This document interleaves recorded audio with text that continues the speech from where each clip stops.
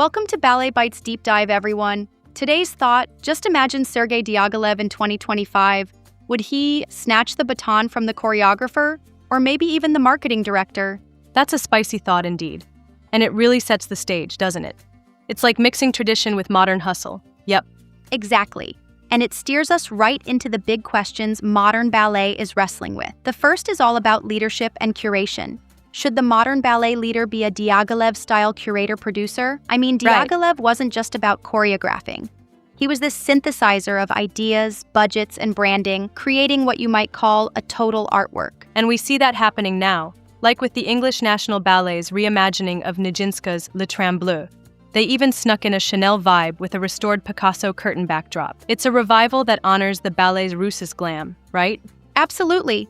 It's a beautiful collision of old-world charm and cutting-edge storytelling, opening up these historic works like time capsules and reassembling them with modern flair and a laser-focused audience experience. And speaking of experiences, have you noticed how even spaces like the Guggenheim are blending rehearsals, artist talks, and premieres? Curation isn't just about lining up dates. It's about telling a story across every touchpoint. Exactly. And that's our take on the first question. Not merely nostalgia, but a new job description that really involves matching choreographers with brands, aligning community partners, and technology too. It's Diaghilev meets spreadsheets in a 2025 boardroom. Moving on, question 2 is a real musical fork in the ballet road. Are original scores making a comeback, or are we still jamming with playlists and pop collages? Right. Look at New York City Ballet's debut of Justin Peck's Mystic Familiar, where Dan Deacon played a commissioned score live.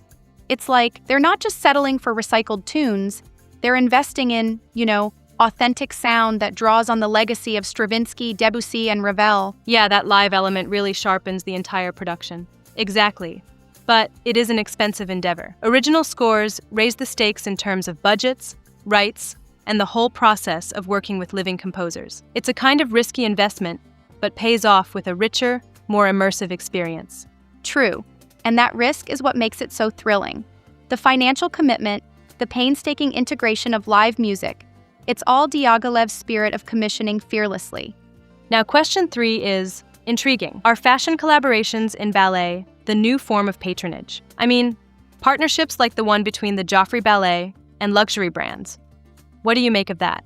It's like Diaghilev's creative affair with Coco Chanel, remixed for 2025. Today, Balletcore is exploding on runways, and luxury brands are stepping in not just to dress the dancers, but to actually bankroll entire seasons. But here's the twist.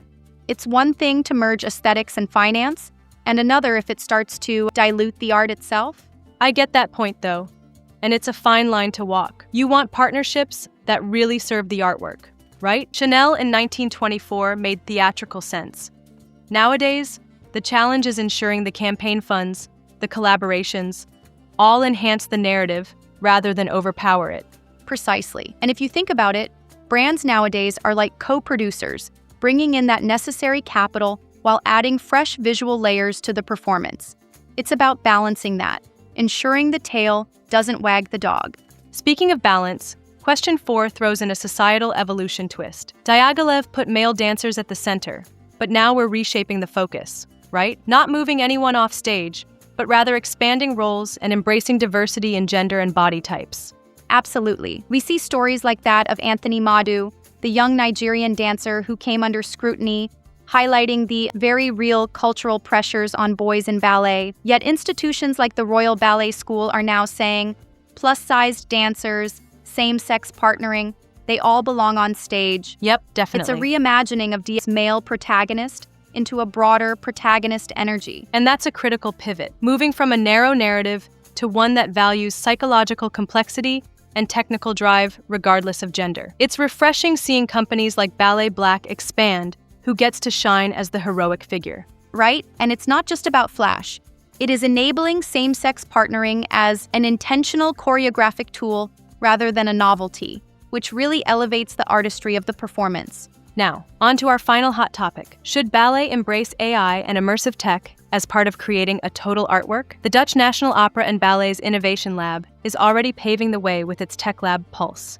Yeah, it's like inviting a new age of digital sonography and interactive systems into the studio. move through and through, experiment, prototype, and show it publicly. But it's not exactly. without controversy. There's strong debate here.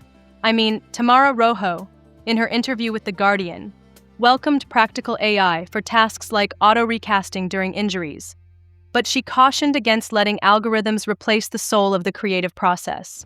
And that's a valid concern, honestly. Ballet is about breath, weight, and time. If technology starts to simulate that rather than amplify it, it risks flattening the art form into something, well, a bit too sterile. I'd say that pushes us to ask, what is the essence of ballet?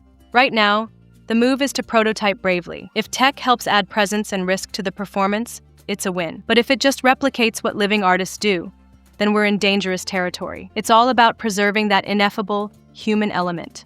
It reminds me of The Rite of Spring, a piece that, like Diaghilev's work back in 1913, still sparks new interpretations and staging. Each revival and premiere asks, what's new this time, while respecting the ancient power of the original. True that. Really, it all circles back to the Diaghilev blueprint. Commission fearlessly, collaborate boldly, and curate with taste and nerve. Isn't that what truly drives ballet forward? Yes, it is.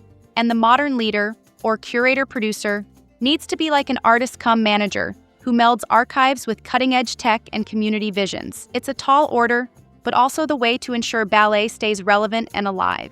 Although, I have to say, I'm a bit curious. Don't you think that sometimes this model might overcomplicate the creative process? I mean, aligning archives, technology, brands, and health measures? Could that end up stifling spontaneity?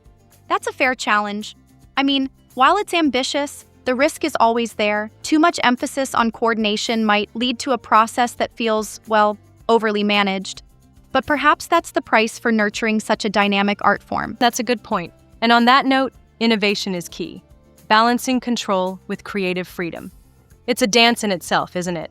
It really is. And as we look to 2025, it's clear that every aspect of ballet, from original scores to fashion collaborations, from evolving gender narratives to leveraging new tech, demands a delicate equilibrium, much like a perfectly executed pas de deux. Absolutely. And the takeaway here is that the essence of ballet is evolving. Leaders, artists, and producers are remixing that Diaghilev playbook to meet today's challenges by embracing wellness, inclusion, and technology, while still holding on to artistic integrity. Exactly. It's about keeping that visionary spirit alive, commissioning and curating with both taste and a willingness to experiment. And yeah, always daring to ask the boldest questions. So, for anyone planning the next season, think about what it means to integrate heritage with innovation. Look at Ian Tremblay, where historical aesthetics were reimagined with modern collaborations. The art always becomes a live conversation. And don't forget the importance of real-world talks, like what conservatories are doing to boost student health and diversity, or the magic that happens at a world premiere with a live composer in the pit. Right, ballet continues to evolve fast, requiring its leaders to think like both producers and artists. Not only is that visionary, but in today's rapidly changing landscape, it's absolutely necessary. In essence, if Diaghilev taught us anything, it's that art forms survive by evolving, daring to mix the traditional with the contemporary, the physical with the digital, and the historical with the avant-garde. Yeah, indeed. And while some might say, hold on a minute, aren't we risking something priceless by over-innovating? I'd counter that true innovation never comes without a bit of risk, as long as we keep questioning, learning, and being open to change. Absolutely. That respectful tension is what fuels creative progress. As ballet, much like any vibrant art, pushes its boundaries, the Diaghilev spirit of fearless commissioning and cross-disciplinary synthesis remains the North Star. So here's our final thought. Send us your wildest Diaghilev-style pairing ideas. Choreographer, composer, and visual artist mashups. Let's see how far your imagination can stretch the art form. Thanks for joining this deep dive, everyone. Keep pushing boundaries and never stop challenging what's possible in ballet.